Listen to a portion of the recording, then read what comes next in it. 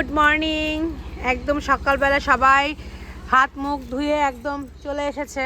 এই যে ঝুমা এখন চা রেডি করছে। ঝুমা সবার জন্য চা। কি বলছো বলো? এই যে আমার বাবু কি যেন বানিয়েছে দেখাবে, দাঁড়াও।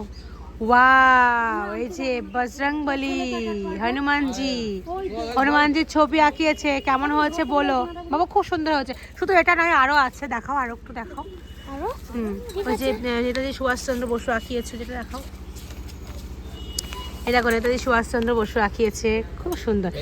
আর দেখো, দেখবা আমার দুঃখের বিষয় একটা জিনিস, এই দেখো এতক্ষণ সকাল থেকে এই পর্যন্ত ওকে মানে চোখে চোখে রেখে লাস্ট ফিনিশিংয়ে এই পর্যন্ত এসে দাঁড়িয়েছে।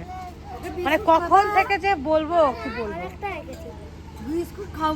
এত ইয়ে করে রেখে রেখে তারপরেও যদি ওখানে যায়। আর এখানে যে এটা বলো তো কে? প্রেমানন্দ মহারাজ। হ্যাঁ, প্রেমানন্দ মহারাজ আঁকিয়েছে। খুব সুন্দর হয়েছে, দারুণ হয়েছে, দারুণ হয়েছে। কোনটা আঁকিয়েছো? দারুণ দারুণ। ছোট ছোট, চলো আর খেলতে হবে না। এখান থেকে দিতে হতো না, এই মুখটা এখান থেকে দিতে। সকাল সেই 6টায় উঠেছে, সেই থেকে 9টা পর্যন্ত মানে ভাবছি যে যাতে না যায়, এটা সেটা দিয়ে ভুলাচ্ছি। সেই ফাইনালি এখন চলেই আসলো সেই মাটির মধ্যে। এখন ঠান্ডার মধ্যে যদি মাটি ঘাটে ঠিক আছে, একটু পরে আবার স্নান টান করবো, অসুবিধা নেই। স্নান টান করে আবার উঠিয়ে দেবো। নাও, এই চায়ের সাথে কি দেখো, আমাদের বাড়ি কত লোক, কতগুলো চা একসাথে, সবাইকে একটা করে চা দেবো। হ্যাঁ। আর বাড়ির জামাইগুলো সবাই চলে গেছে। একটা জামাই আছে, একটা জামাই কেবল আছে, আর সব জামাই চলে গেছে। আমরা পৌষ পার্বণে খাবার খেতে, মানে পৌষ পার্বণ উপলক্ষে পিঠে খেতে, কিন্তু পিঠে কিন্তু এখনো পর্যন্ত খাওয়া হয়নি। তবে চাটা খাওয়ার পরে পিঠে খাবো, সেরকম চিন্তা ভাবনা আছে।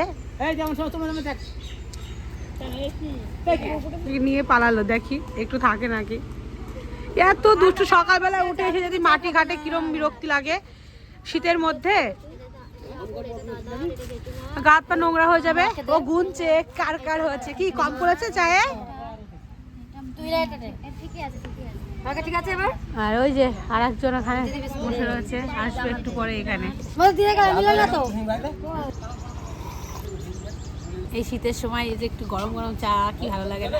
হ্যাঁ, না পিঠে তো খাবো, এই কারণে পিঠে খাওয়ার জন্যই এসছি। আর পিঠে খাওয়া বরাবরই পিঠে পছন্দও করি, কিন্তু কালকে পিঠে খেতে পারিনি, আজকে খাবো। চাটা খেয়ে নিই, মিষ্টি বেশি হয়ে গেছে। আমার ছোট ছেলে বেগুন তুলে নিয়ে এসেছে। এটা ঘুরে ফিরে মাটিতে যাবে, ডাকছে মামাকে। এবার মামাকে একটু পটিয়ে পাটিয়ে নেবে। বলে রাখ, ওখানে রাখো, রেখে এবার চলো। হ্যাঁ চলো, দেখি কোথায় নিয়ে যাচ্ছে। বেগুন, ও বেগুন তুলে মজা পেয়ে গেছে গো। ও দাদার সঙ্গে খেলা করবে, গাড়ি ঠিকঠাক করে দিতে বলছে। না না, মানে ওর গাড়ি নেবে।